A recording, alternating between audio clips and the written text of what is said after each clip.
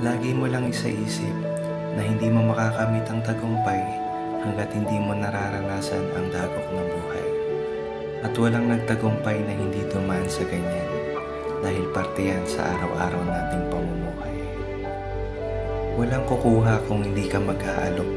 Walang magbubukas ng pinto kung hindi ka kakatok.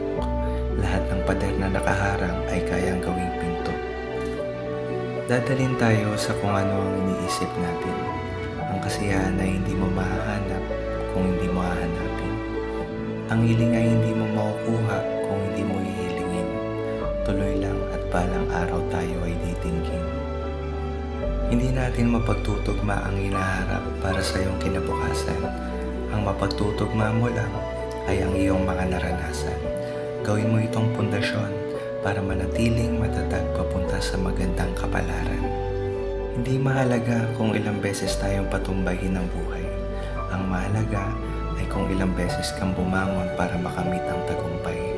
Huwag kang susuko